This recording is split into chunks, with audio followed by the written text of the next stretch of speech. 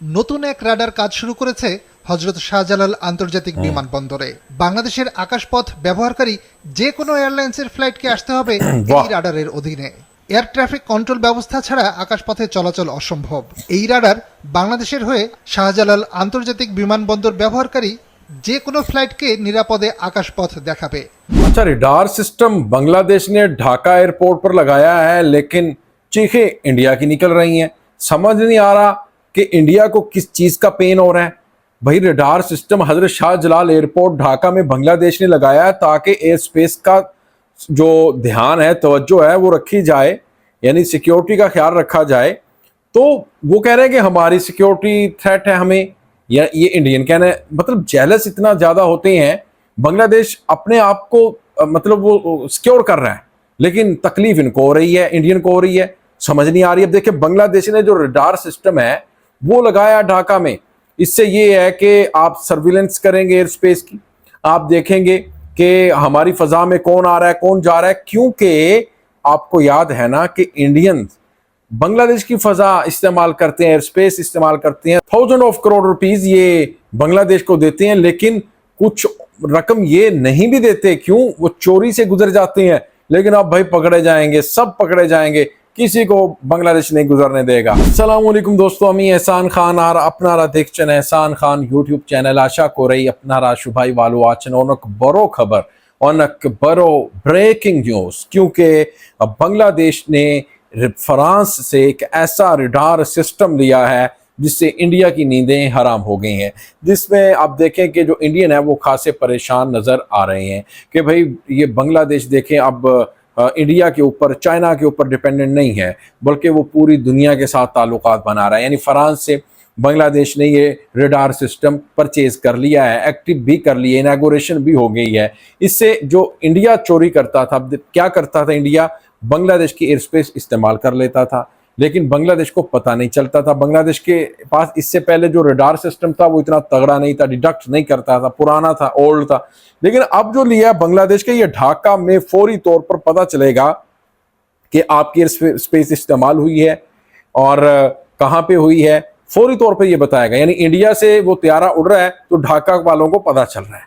इससे इसीलिए अब 1000 ऑफ करोड़ रुपीस देना पड़ेंगे। पहले भी दे रहे थे, लेकिन कुछ ना कुछ कहीं ना कहीं चोर बाजारी हो रही थी। लेकिन अब भाई इनको प्रॉपर इसके ऊपर चलना होगा। तो दोस्तों आइए किस तरह से देखें Dhaka, West Bengal, Bay of Bengal से लेकर वेस्ट बंगाल तक, त्रिपुरा और आसाम तक इसका ख्याल रखा जाएगा, इसकी निगरानी की जाएगी। आइए इसी के ऊपर एक वीडियो क्लिप है, वो देखेंगे, फिर हम इसके ऊपर बात करेंगे। जुड़े रहिएगा आखिर तक, इस वीडियो को जरूर देखिएगा। 3, 2, 1 एंड क्यू। নতুন এক রাডার কাজ শুরু করেছে হযরত শাহজালাল আন্তর্জাতিক বিমানবন্দরে। বাংলাদেশের আকাশপথ ব্যবহারকারী যে কোনো এয়ারলাইন্সের ফ্লাইটকে আসতে হবে এই রাডারের অধীনে। এয়ার ট্রাফিক কন্ট্রোল ব্যবস্থা ছাড়া আকাশপথে চলাচল অসম্ভব। এই রাডার বাংলাদেশের হয়ে শাহজালাল আন্তর্জাতিক বিমানবন্দর ব্যবহারকারী যে কোনো ফ্লাইটকে নিরাপদে আকাশপথ দেখাবে। সকালে বিমানবন্দরে এই সিস্টেমের সূচনা যাত্রার বর্ণাঢ্য উদ্বোধন হয়। তবে কি রাডার ছাড়াই এতদিন চলেছে হযরত শাহজালাল আন্তর্জাতিক বিমানবন্দরের এয়ার ট্রাফিকিং ব্যবস্থা? এই বন্দরে 1980 সালে বসানো হয়েছিল একমাত্র রাডারটি। তবে সেটি কম ক্ষমতা সম্পন্ন হওয়ায় বিভিন্ন দেশের এয়ারলাইন্সগুলো ভারতীয় এয়ার ট্রাফিক কন্ট্রোল ব্যবস্থা ব্যবহার করে এসেছে, আর সেজন্য নির্ধারিত ফিও দিতে হতো ভারতকে। এমনকি আকাশপথ ব্যবহারের জন্য ফ্লাইট প্রতি $500 দেওয়ার কথা বাংলাদেশকে, কিন্তু সেটাও নিয়ে নিত ভারত। এই জিম্মি দশা কাটাতেই সরকার 2017 সালে ফ্রান্সের সাথে চুক্তি করে বাংলাদেশ 942 কোটি টাকা খরচ করে শুরু করে উচ্চ প্রযুক্তির রাডার স্থাপন। কাজ শেষ হয় 2023-এ। তারও 3 বছর পর বিভিন্ন ধাপ পেরিয়ে এবছরের 2রা জানুয়ারি সফলভাবে কাজ শুরু করে air traffic management automation system. আর তারই উদ্বোধনী আয়োজনে উপস্থিত বাংলাদেশে নিযুক্ত ফ্রান্সের রাষ্ট্রদূত বলেন, দুই দেশের পারস্পরিক সহযোগিতার নিদর্শন এই উদ্যোগ। I believe that the time has come to increase opportunities for cooperations and to develop new partnerships between our two countries.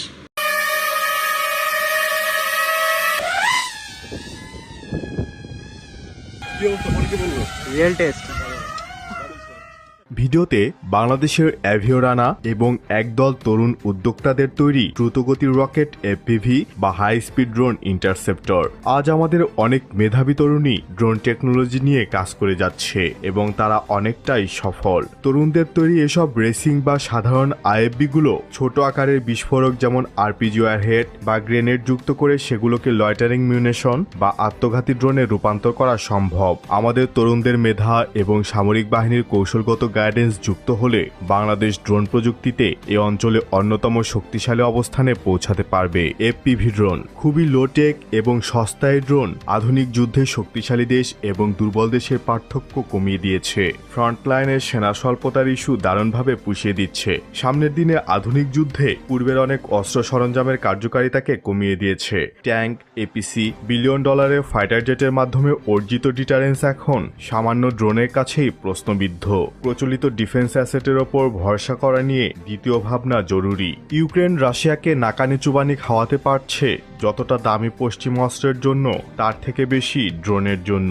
রাশিয়াও এর প্রয়োজনীয়তা বুঝতে পেরে বিভিন্ন পাল্লার ড্রোন সার্ভিসে আনতে চলেছে।